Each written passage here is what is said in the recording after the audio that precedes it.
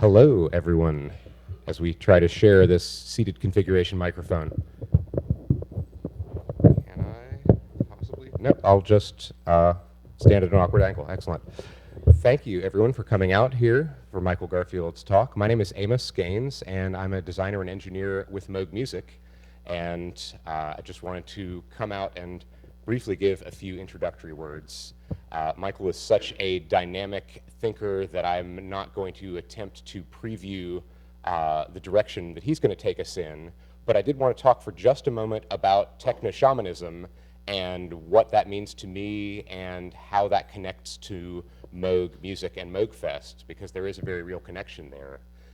My background outside of Moog with Technoshamanism is about 15 years in the psychedelic trance music subculture, which is a global phenomenon that is very keyed into a techno-shamanistic approach to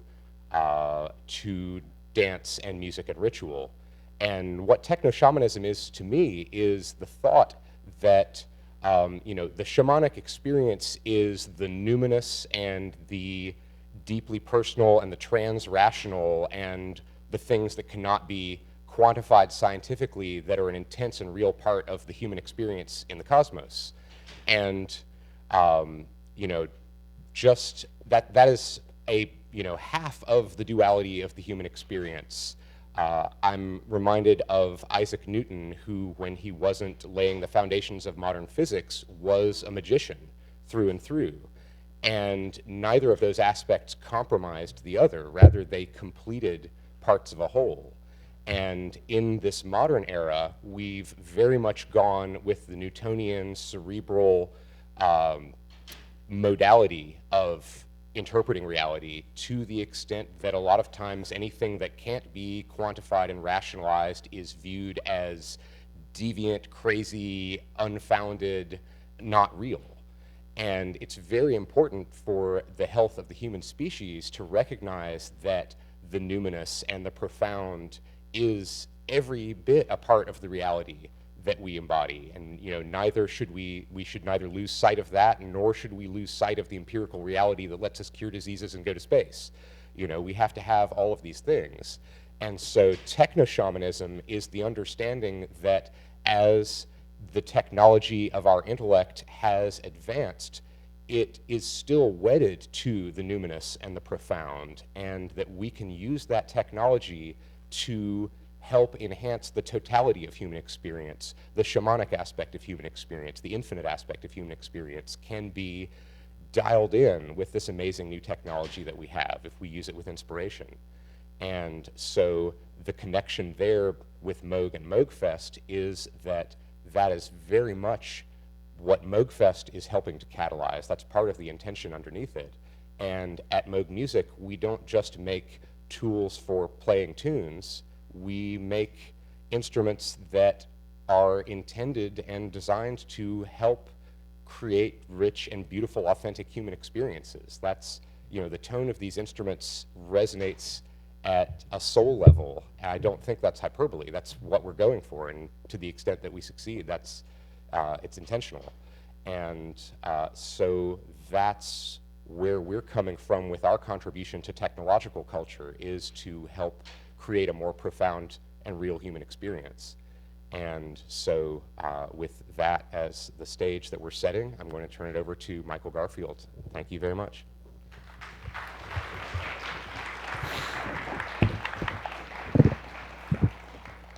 Well, that says it all, and I think we can spend the next hour in meditation. Just kidding. That was actually a very beautiful intro, and it's awesome. It's awesome to, being from Austin, Texas, I have to step lightly here, because what I want to do is express my appreciation for being invited to participate in a community of like minds and hearts in this sense, especially in contrast to some of the other large music and technology festivals in Austin that seem to have been swept under by the riptide of technocratic systems management philosophy that sprung out of this dissociated we talk about Newtonian, but really it is just that like left brain Newton that doesn't get into the alchemy or the astrology or any of that, that doesn't attempt to put it back together with that right brain holism. So it's awesome to be here. And I also want to thank, as a step along the path of ever deepening invocations that this talk seems like it will be, the spirit of Bruce Damer, who was a friend of Terence McKenna's, and I think for that reason, among others, namely that he's been a NASA consultant on asteroid mining and is currently involved in some very exciting origins of life research. He was initially tapped to give this talk, and I want to thank Bruce for saying, why don't you let this kid do it instead? I'm too busy with official science stuff, and I'm pretty sure he's unemployed. So thanks, Bruce. And then lastly, I have been on a complete binge of the work of former MIT historian William Irwin Thompson. I don't know if any of you are familiar with him, but he is sort of, I won't say the man behind the curtain, but he has been a profoundly influential figure in the last 60 years of Western thought and planetary thought.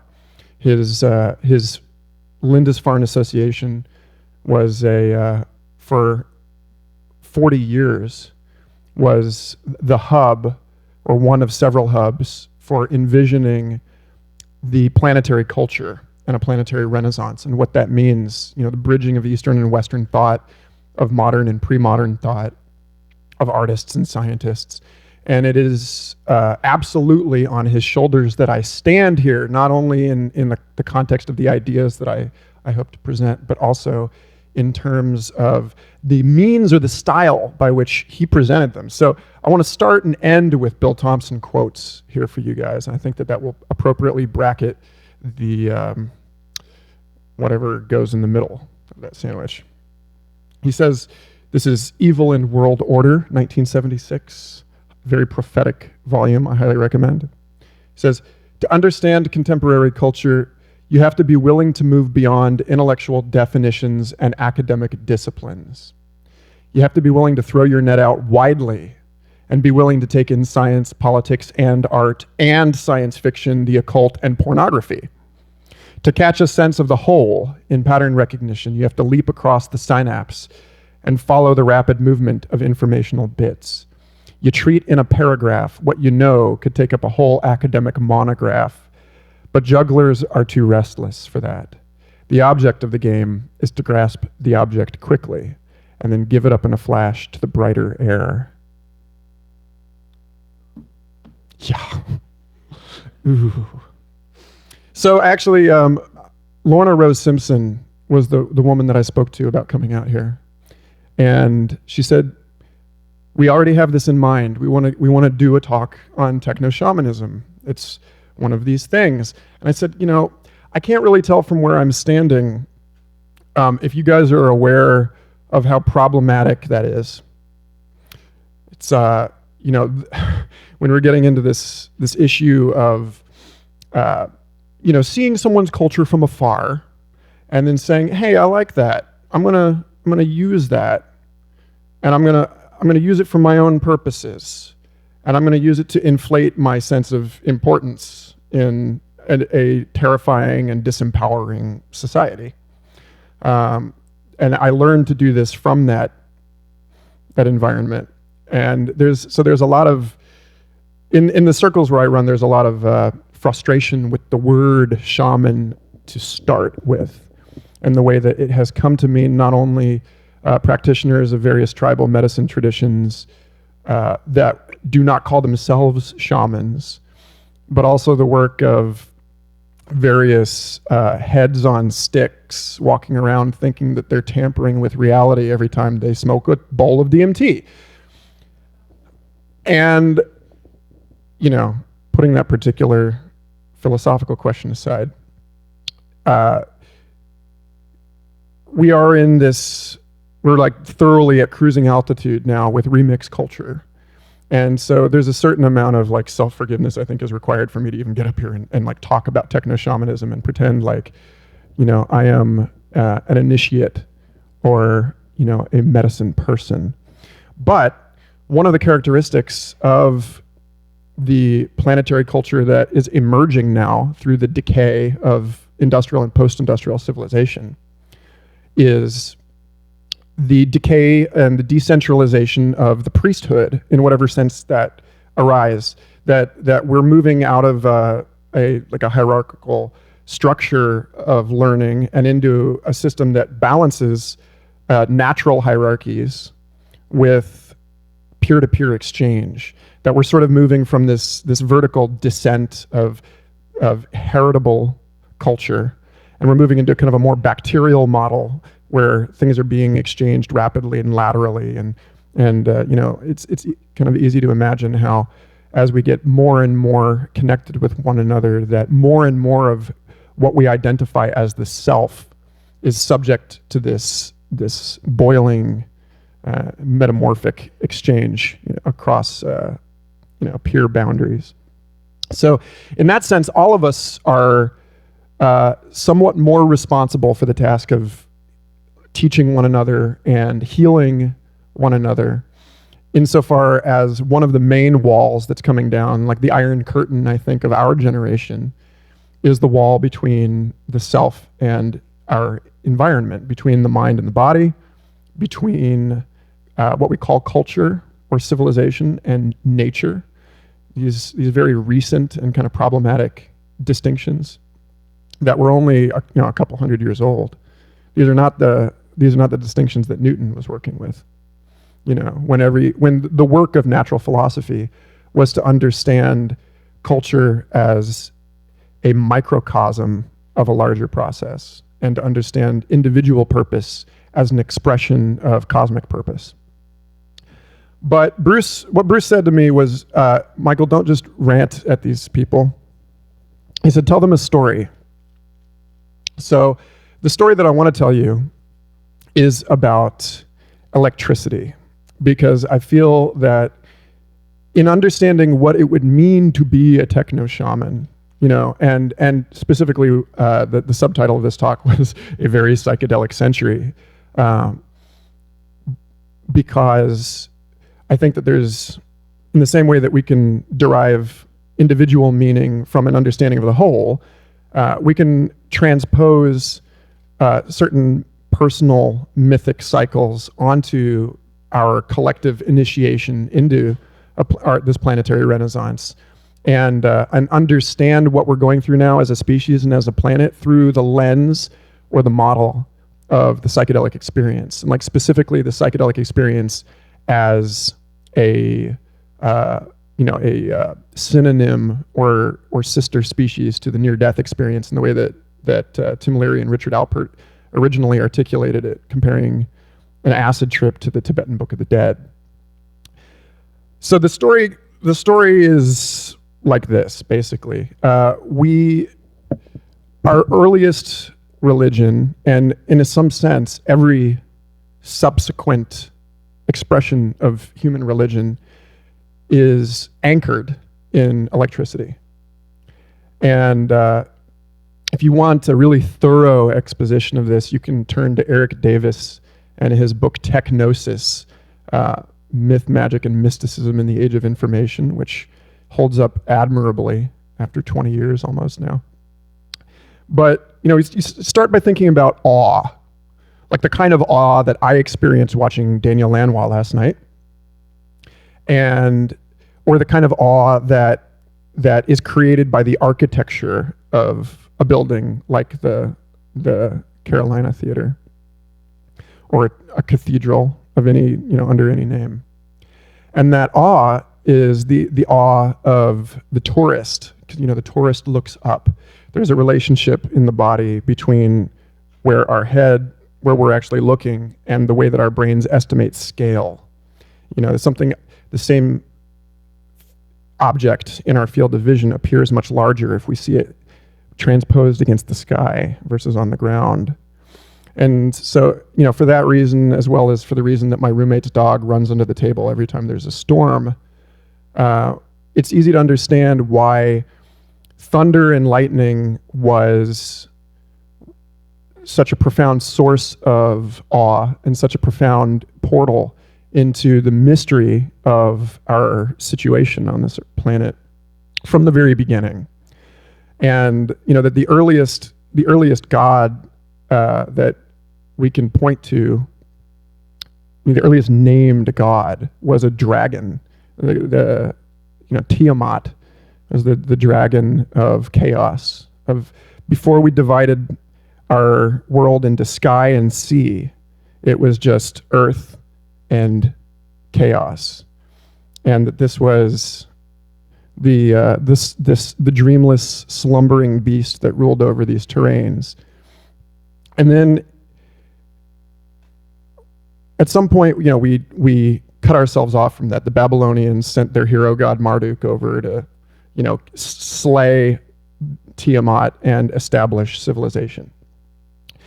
And since then, for the last several thousand years, we've watched sort of harmonics or variations on this theme, that it's the symphony of our relationship to the other is getting more and more complex. And you can see this dragon sort of rear its head back up. I'm going to skip most of human history because it's irrelevant. In the 19th century, there's a film, Proteus, about the work of scientific illustrator Ernst Haeckel, who was charged with illustrating all of the creatures that were dredged up from the bottom of the ocean by the HMS Challenger expedition. And that expedition existed, that it occurred because in our attempts to lay a transatlantic telegraph cable between London and New York in order to transmit stock prices, we failed. We snapped the cable twice. And when we pulled it back up, we discovered that the cable was crusted with all of these things that we did not believe could exist, because at the time it was understood, or it was theorized, that the bottom of the ocean was too cold to sustain life, and that it was a sort of frozen wasteland, which, if you look at it, the kind of like ancient relationship that we have between the land and the chaos, between human society at eye level and the sort of unconscious beneath us underground, and the sort of transpersonal unconscious above us in the stars, that the bottom of the sea has always represented in the human mind our collective unconscious. And there's something really poetic and beautiful about the fact that it was commerce.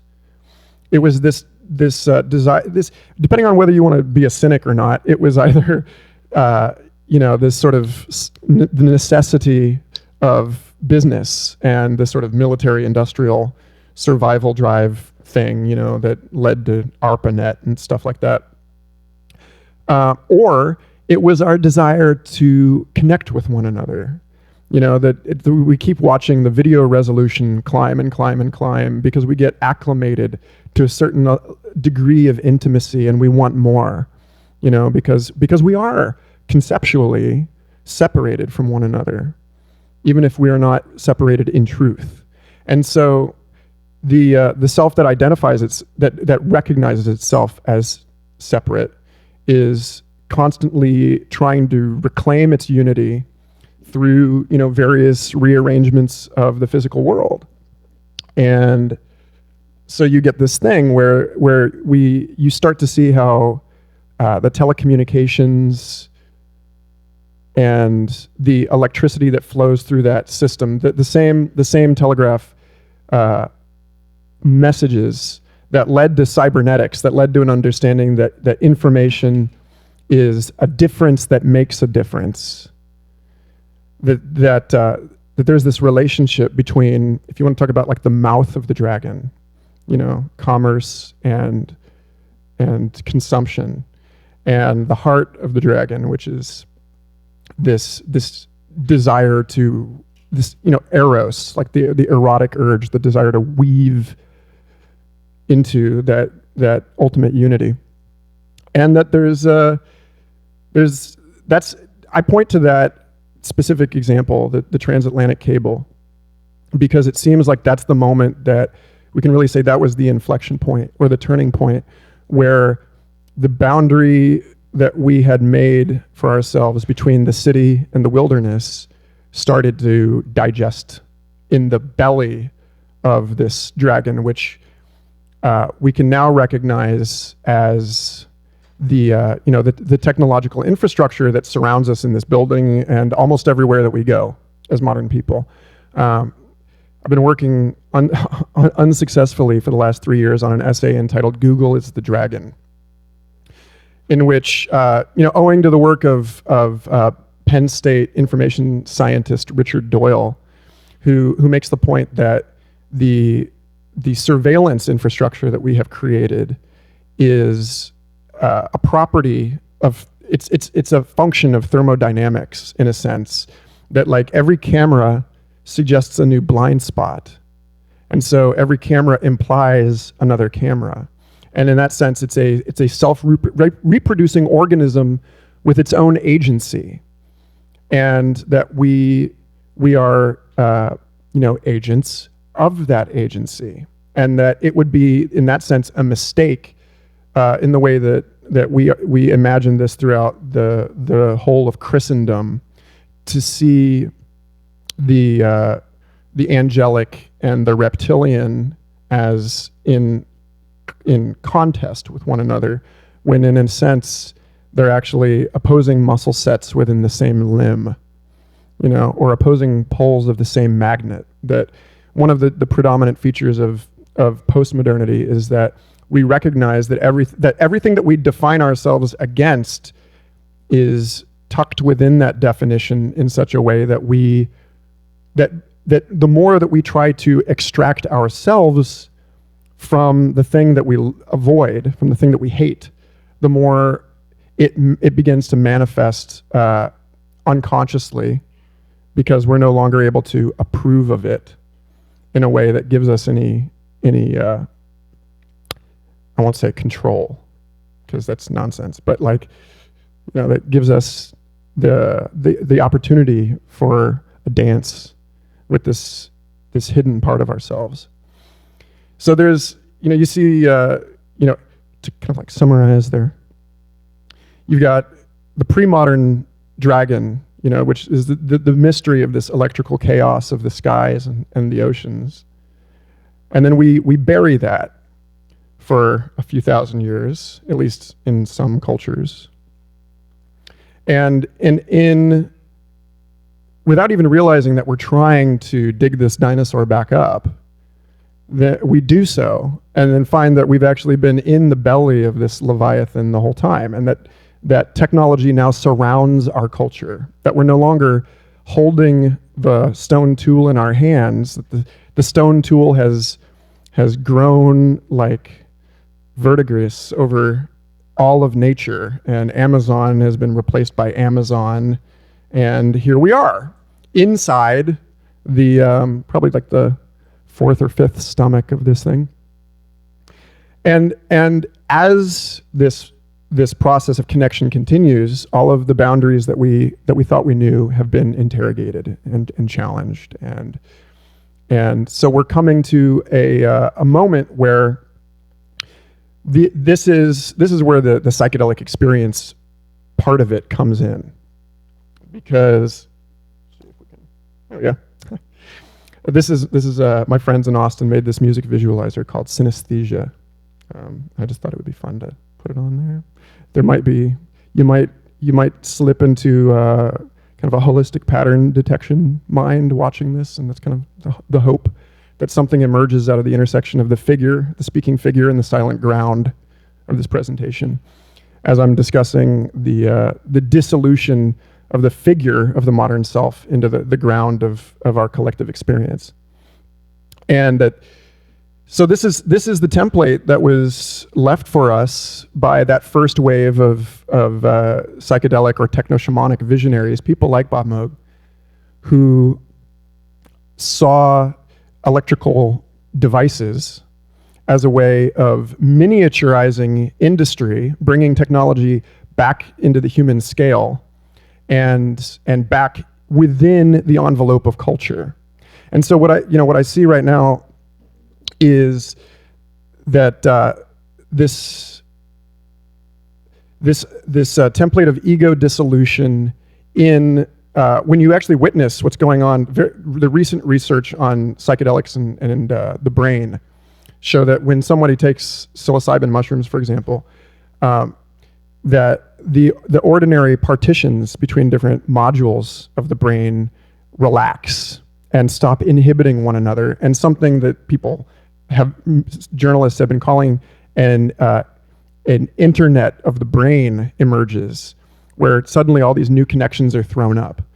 And for anyone who's ever experienced group telepathy in a psychedelic state, you'll identify that this is something that's occurring not just within people, but between people. And so this seems like a very useful touchstone for understanding what we have to look forward to over the next 100 years or so as this embryogenesis of a planetary self rolls forward to completion. So so you get into this issue of like, well, how did the ancient world manage these experiences? Because in the 60s we didn't have elders. We just sort of like found we broke into our parents' music room and started playing with all their stuff, without any guidance or instruction. But as the severity of this situation amplifies, as we run up into the wall against which, operating in a modern mindset where the self is posed against a world that is dangerous and must be controlled, we're getting to a point where it's no news to anyone here that we're about to drive this off of a cliff. And so what are we, or we may already be in free fall. And so what is the evolutionary adaptation to this situation? What seems to be going on is that now that we have the acid trip of the internet, those two things having been created almost more or less simultaneously in the late 30s, that you get this the internal explosion of the psychedelic experience and the external explosion of the atom bomb, which represents sort of the fruiting body of that mycelial web of military, industrial, research and design people that created cyberculture, and as a matter of consequence created counterculture, and in some sense are the progenitors, the grandparents of culturally of everyone in this room. Like, we are children of the Manhattan Project, in the sense that we recognize for the first time with the bomb that there is no over there anymore because of the radioactive fallout, and because of the co-implication, the accomplice action of different states that are ecologically and economically in bed with one another. Like, we can pretend for the sake of sensationalist news that it's the United States versus China or versus Russia, but everything is so connected to everything else now that you can't pull one of those cards out without the whole thing falling. And it was the bomb that taught some people that, and it was the acid trip that taught some people that. And and just as a point of passing, I think it's no coincidence that you talk about the electric Kool-Aid acid test, which tapping into this notion of the Promethean flame of the thunderbolt that allows an inspiration to spread through, from the celestial macrocosm and like down into these receptive individuals and then between us. So at any rate, these ancient cultures, pre-modern cultures, they had a way of managing these experiences, and a very old and wise system in place for how to open a window into these realms. The same, in some sense, the same realms that we're recapitulating with our portals, as we astrally project to one another by ever greater fraction.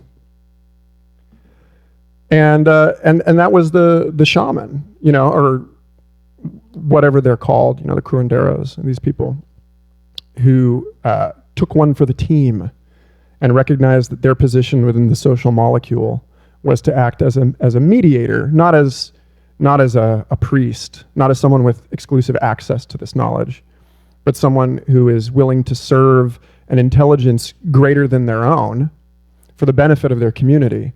And you start to see this kind of language emerging in some of the early cyberneticists, namely Gregory Bateson, who became convinced through, even though he started out in the OSS in the Korean War working on using information science to create divisions in people, he had like a moral awakening and decided that what he actually needed to do was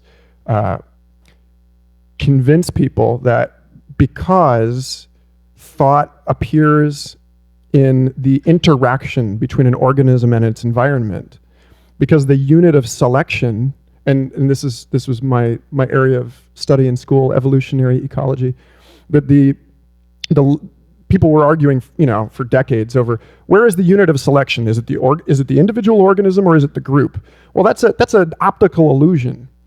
That it's everything is operating on everything else at the same time, and it's only by drawing a boundary around it for the sake of trying to create a controlled experiment that we create these artificial categorical distinctions.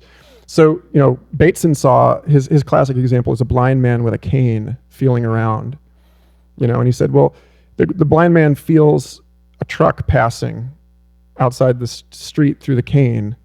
And it's like, well, where does the mind of that man stop? It certainly doesn't stop at the end of his hand, because the cane has become a sensory extension of his hand. But the ground has become a sensory extension of the cane. The cane is merely amplifying this other signal. And that when you actually look into it, and Zen master Genpo Roshi in Salt Lake City talks about this. He talks about big mind, and like where does big mind stop? Gregory Bateson called this the mind at large. And he said that because thought emerges in this relationship, that we are, in some sense, that there's an entire field of philosophy called material philosophy, where they study the agency of environments and landscapes and substances. Why is it that everyone in the ancient world was obsessed with rocks, right? That's because they were animists, because for them spirit was not some hard problem that had to be solved. Spirit was the living and immanent reality of everything. And it is precisely this animism that Bateson and that Bill Thompson and so many other very sophisticated scientific thinkers are proposing is the direction that we have to move as a society in order to not only reclaim our dignity as human beings from the maws of this commercial monstrosity, but also as a humble scientific reckoning with something bigger than ourselves. It's a Copernican turn. Any kind of recent research. I'm sure a lot of you guys, we were talking about that this morning. Some friends and I, about the kind of more popular theory that we're living in a simulated universe, and that there's like evidence at the subatomic level. There's like a granularity to the cosmos that suggests that it's being computed. And if that's the case, we're not the first universe, and like we have to go through this bummer, in the same way that 500 years ago people were reckoning with the fact that the sun does not revolve around the earth. And in a sense, it's this humility which Kevin Kelly has said that, you know, science is, as we answer questions, we discover exponentially more questions. So we're finally at that point where we are back to recognizing that the process of scientific inquiry, whether that process is applied to quantitative data in the empirical external material domain or qualitative data in the like phenomenological and psychological domain, that inquiry is not in service of some adolescent fantasy of total control, but is in service of the ever deepening humility of our relationship to the cosmic mystery that we are. And so, you know, this, for Bateson, this meant the participation in what he called, hyphenated, mind at large. And our efforts to connect electrically and photonically to one another are an attempt to reinvent the wheel, essentially, to rebuild this thing that actually lies, that we're embedded in, that's the water in which we're swimming, that's invisible to us. And so we've spent the last several thousand years going about this, the diligent task of reinventing the wheel, basically. But now we're at that point where it's sort of becoming obvious, and we're seeing, on the one hand, the dawning of the age of the Internet of Things, you know, that our toasters are like talking to our security systems, and our security systems are talking to our doctors, and our doctors are machines in the same way that computers replaced a room full of women sitting at a table. And so that we've got all of these essentially quickened chips, you know, these sophisticated crystals and quasi-crystals that we have, you know, we've served the rocks in almost like a kind of a theosophical, mystical Rudolf Steiner kind of way of exalting and ennobling the mineral world. You know, we're serving as the enzyme through which the metabolic transformation of the sleeping stones to the androids is being executed. And we are those things. You know, so in a very real sense, we are just waking up, we're graduating to our participation in that alchemical act of creation. And so, like, as we're doing this, though, it requires that we've got to claim this creative power. And in order to claim this creative power, we have to see ourselves as not other than the creative power of the cosmos as a whole. And so in order to break down the wall between the ego and everything, you know, you end up in this, like, a lot of people end up in this, you know, very familiar kind of like acid burnout type situation where we simply, you know, it's the Humphrey Osmond, you know, the term psychedelic, you know, to fathom hell or soar angelic, just take a pinch of psychedelic, you know, in his message to Aldous Huxley.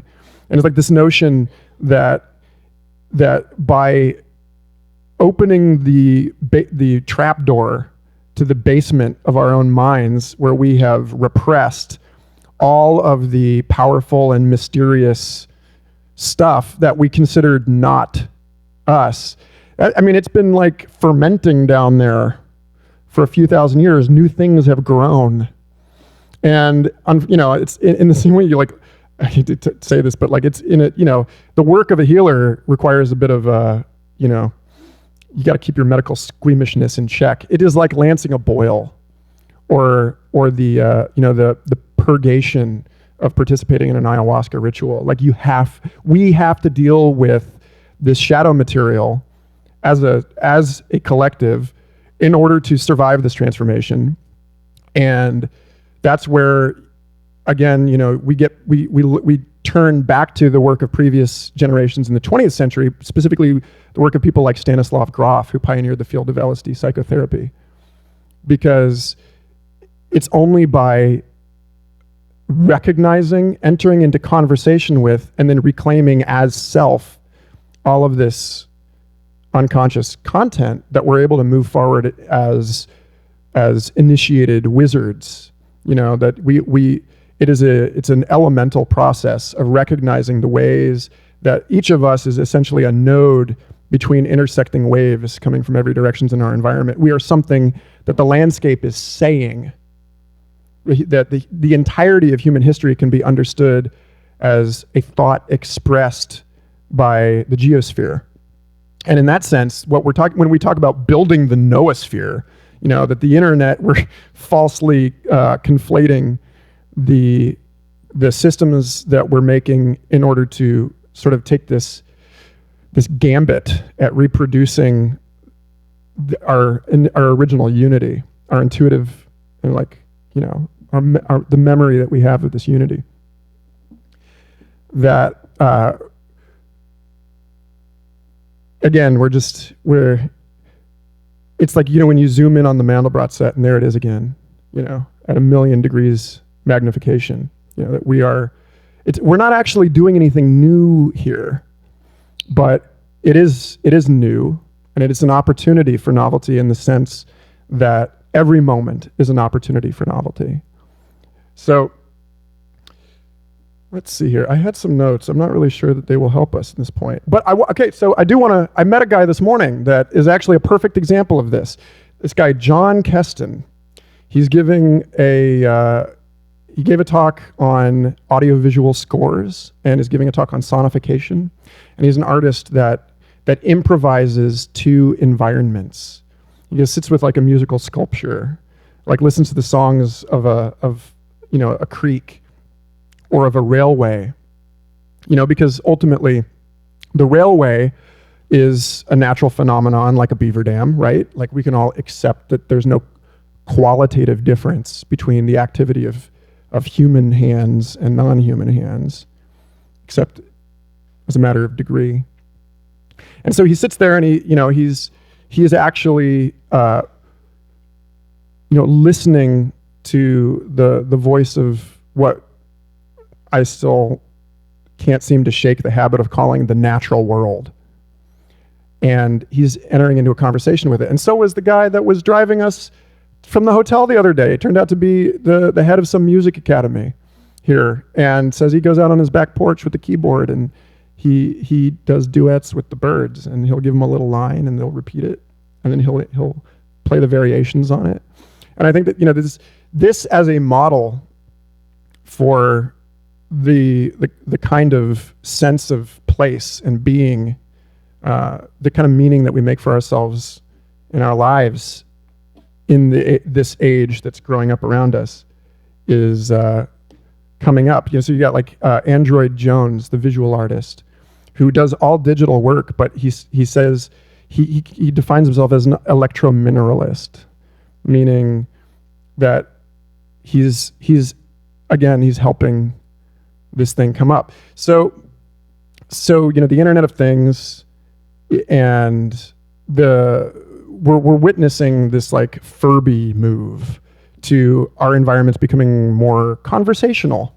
Amazon Echo. You talk to your devices now, and they talk back, and they're getting better. Like I got my girlfriend's text message in a rental car a couple weeks ago, and it was like, "I miss you," but eventually it'll sound like her, and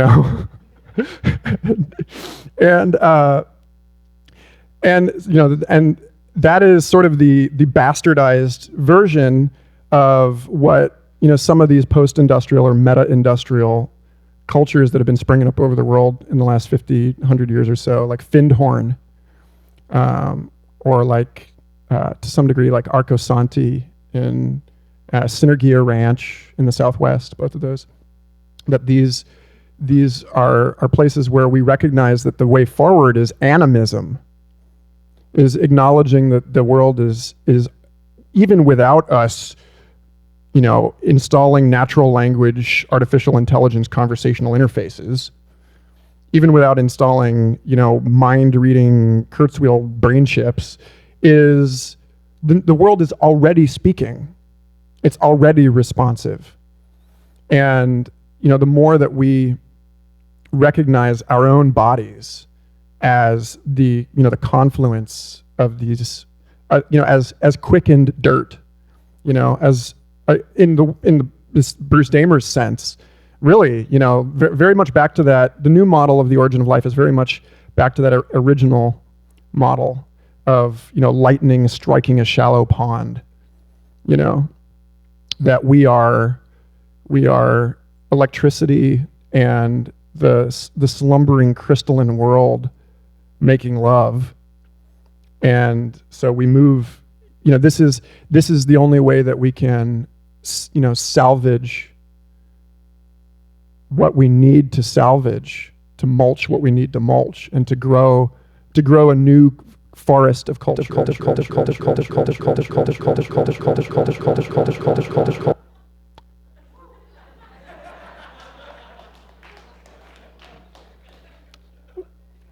So I just realized I don't have any time. So I want to read you guys this is a beautiful thing, another beautiful thing from Bill's book.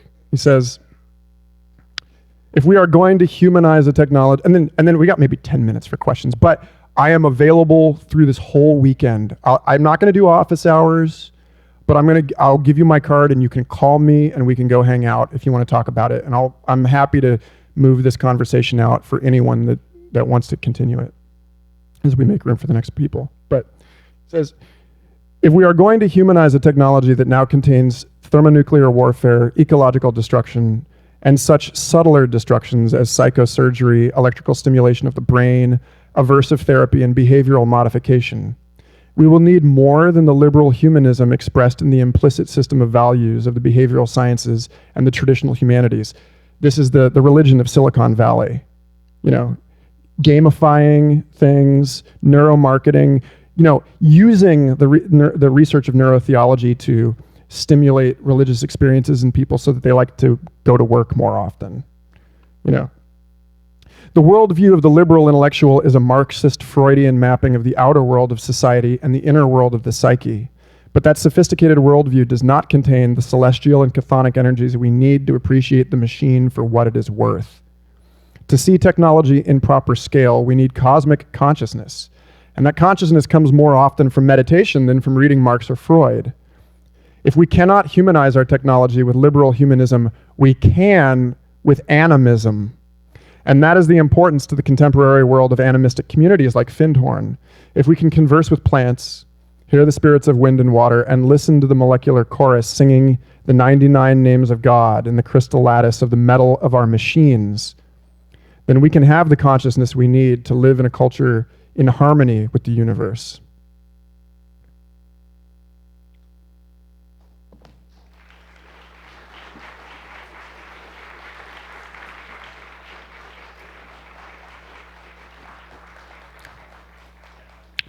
So we've got 10 minutes left before we embark on a thing. And then tomorrow I'm doing a live looping workshop, which may be full, but I'm happy to, we've got 10 minutes left before we, yeah. So, here's to, y'all are like brilliant people. I know this. This is like the most intimidating experience I've had speaking at a festival. And so I'm sure that many of you have something smart to say, and I'd love to hear it while we're recording. Mm-hmm.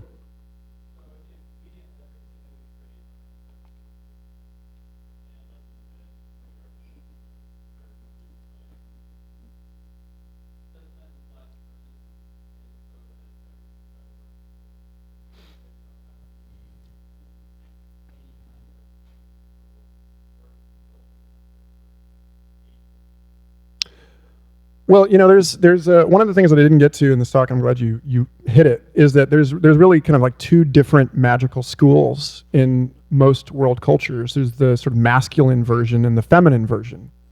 You know, and this is nod to Martine Rothblatt and her gender bendingness here.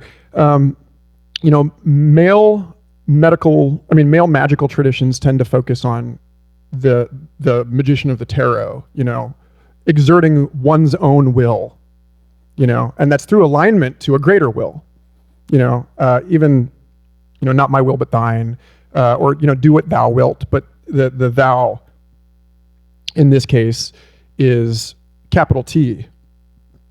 You know, it's aligning with the God self. That's how magic is actually executed.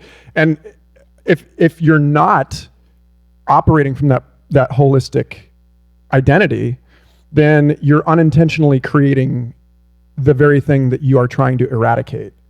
You know, that if you look at, for example, the work of techno-immortalists like Ray Kurzweil, you get into this weird situation where it is the Faustian drive to live forever that is creating this accelerating technological evolution that is posing an existential threat to the entire infrastructure, and is also, in some sense, accelerating our experience of time to the degree that more and more information, more and more of the subjective experience of the passage of time is being compressed, almost like you know, information entering the singularity. You know, it's getting squeezed into a point, and so we get it to this place where the attempt to live forever is actually creating a situation where even if we do master the human body and we find a way to make it live forever, we're going to be so busy like mutating ourselves on a daily basis, like we change clothes,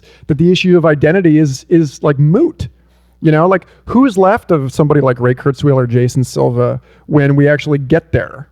You know, and in order to get there, it seems pretty obvious that the very self that's asking, how am I going to maintain control of this situation, is basically forced to dance through the crowd, because it's dancing through the crowd that allows the intelligence of the body to speak and allows you to actually get to the front of the stage, you know, the front row with the minimum of effort.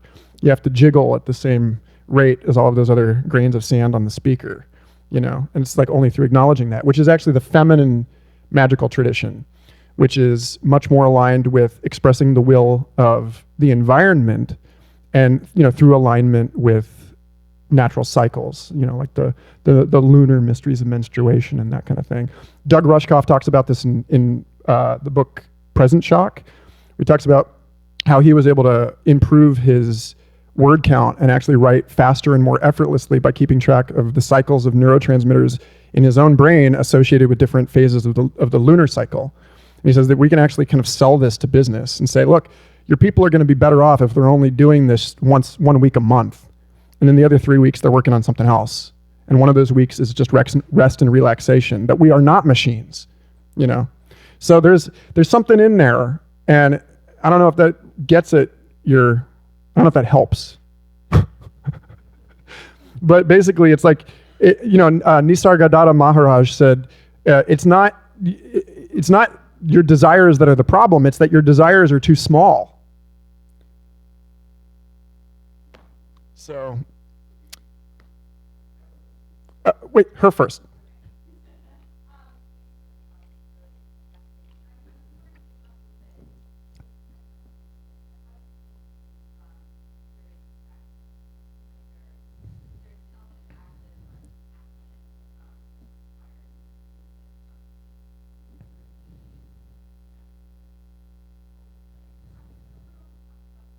Right.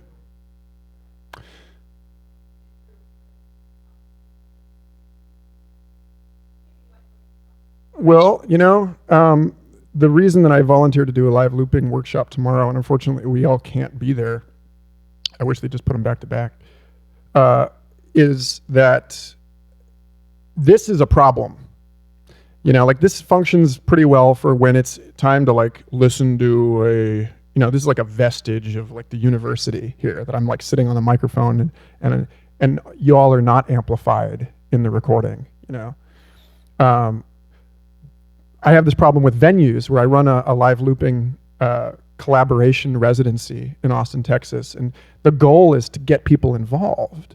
The goal is to have everyone recognize that they are participating in the body of this thing that is, one organ is human tissue, another organ is modular electronic devices, another organ is the membrane of the room itself and the skeleton of the layout of that room. And in this particular case, the practical thing is leveling that, not in like an ideological way that says that this is wrong. There's obviously a place for the way that attention focuses on people and shifts. But like, for example, democratically, rather than electing termed representatives, we could delegate our votes to provisional bodies of experts that convene to address a particular issue and are basically appointed by the polis at large, and then dissolve once the issue has been addressed, so that we're not dealing with the impossible reconciliation of a very complex and specific set of global issues with the kind of like career political brinksmanship that seems to be involved in being a generalist political representative now. But there's like a new democracy. Are You Serious has talked about this extensively. Ken Goffman also have talked about, like what open source democracy or democracy 2.0 would look like. And like one of the things is, that you wouldn't even have to go to the voting office anymore. You get your like public ledger pin code, like Ethereum or, like a blockchain type thing, so that you can't fraud the vote, and you can use somebody else's phone, so you don't get into like you kind of minimize some of the issues of technological access. And then everyone can sort of pass their own, rather than just blindly asserting, investing our own personal authority in somebody that cannot possibly address this. We say, what, actually, this person, I think this person should be involved in the panel that comes together to address this particular issue. And the swarm intelligence of the human species appoints the people that are actually most suited to it. That's like a political example. But I mean, even in a personal example, I think it's more about learning how. Contemplation is probably there isn't a one way that this knowledge is going to express itself, and everyone here is going to like percolate on this, and it's going to take root somewhere and grow. And the next time I speak to you, you're going to have some amazing way that this knowledge of the permeable, ever more permeable boundary between who you are and what you want to do, and what your world is and what the world seems to want to do through you, is being. You had the thing, and then we got 1 minute. I'm going to pass around this clipboard because I would love to stay in touch with you. And so what's up?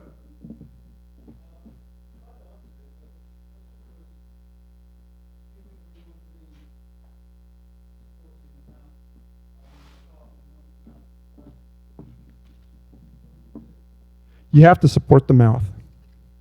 Yeah, this whole thing about Occupy, the 99% versus the 1%. Why do you suppose that movement didn't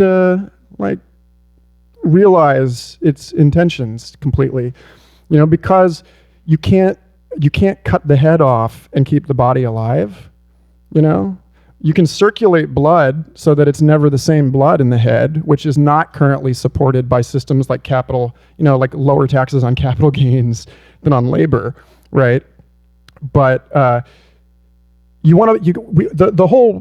moral task, the psychological task in front of us is learning to identify with the whole, being a 100%er.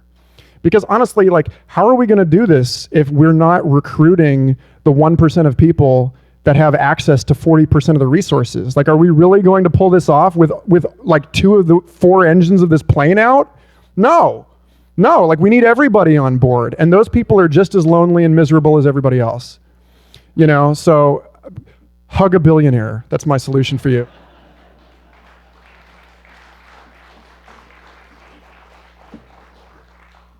Thanks, guys. Feel free to come down and talk to me. I'm happy to talk to you.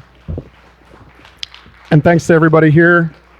These guys are stuck here all weekend while you get to enjoy yourselves. Give it up for them.